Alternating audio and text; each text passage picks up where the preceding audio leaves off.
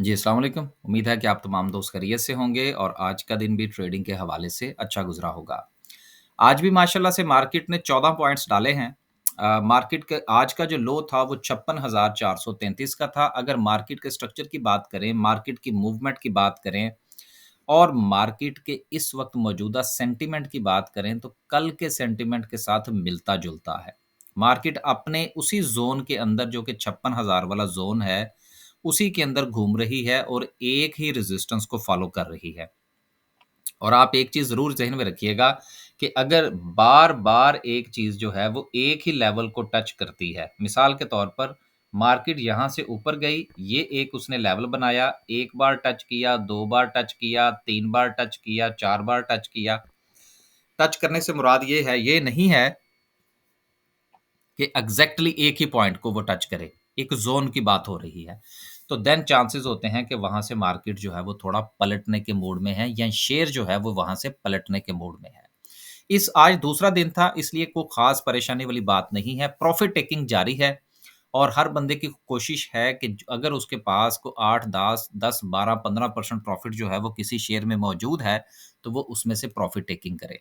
अगर ₹70 वाला हबको जो है वो 120 पर चला जाता है, ₹110 वाला यूबीएल जो है वो 160 पर चला जाता है, ₹80 वाला मीज़ान जो है वो देखिए कहाँ पर चला जाता है, तो फिर प्रॉफ़िट टेकिंग बनती है।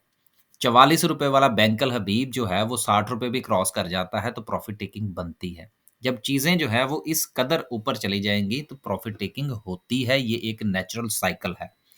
अगर हम इसको इस चीज़ के साथ जोड़ें कि जी इस वक़्त मार्केट में जो है वो अ, करेक्शन के मूड में है। मार्केट फ़िलहाल करेक्शन में के मूड में नहीं है।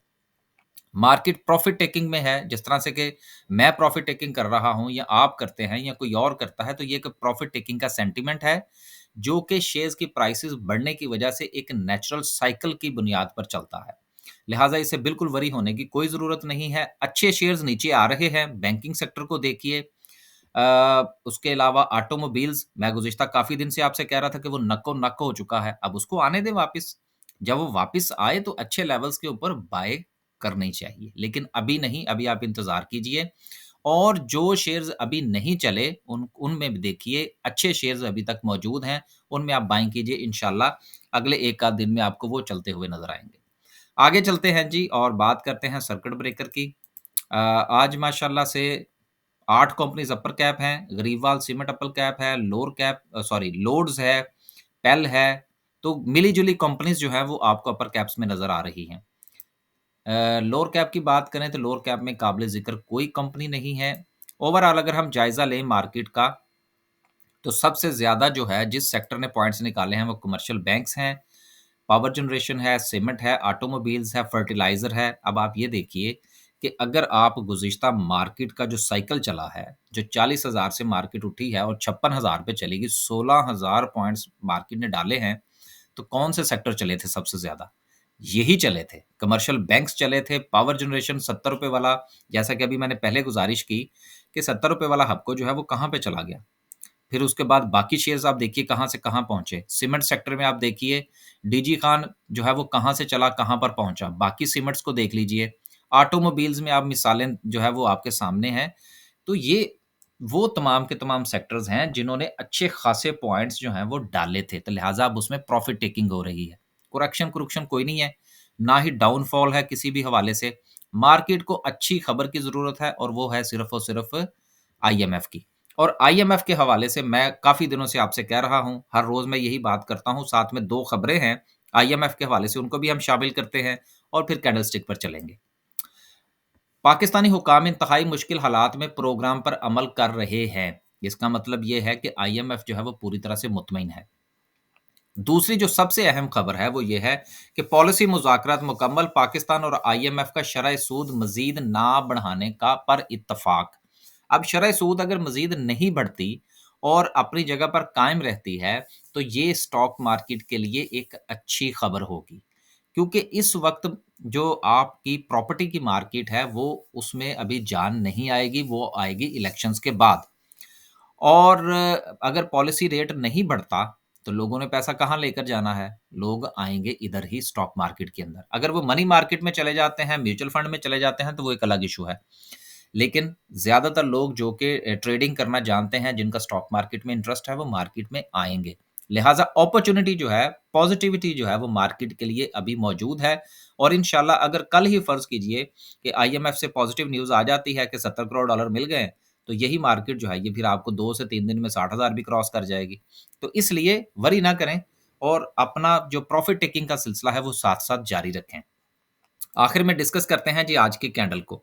देखिए ये एक नेचुरल फिनोमिना है कि आपका शेयर हो या वो आपका इंडेक्स हो, जिस वक़्त वो एक सर्टेन लेवल पर जाके वहाँ पर अपनी रेजिस्टेंस जो है उसको मेंटेन करने की कोशिश करता है, तो देन आपको उस ज़ोन से थोड़ी-सी करेक्शन भी नज़र आती है। लेकिन करेक्शन जब होगी फिर इंशाल्लाह आपको बताएँगे। अब आप अगर अगर आप ये दायरा जो लाल रंग का मैंने लगाया है, इस अगर आप ज़ोन को देख लीजिए, तो यहाँ पर पहले आपको प्रॉफ़िट टेकिंग देखने को मिली। देन जो है मार्केट ने अपनी एक सपोर्ट को तोड़ा और आपको एक छोटी-सी करेक्शन जो है वो होती हुई नज़र आई। ये कोई बड़ी बात नहीं है कि 56,000 से मार्केट जो है वो अपनी प्रॉफ़िट टेकिंग ले और अगर आईएमएफ की न्यूज़ जो है वो लेट हो जाती है, तो एक छोटी-सी करेक्शन जो है वो आपको देखने को मिले।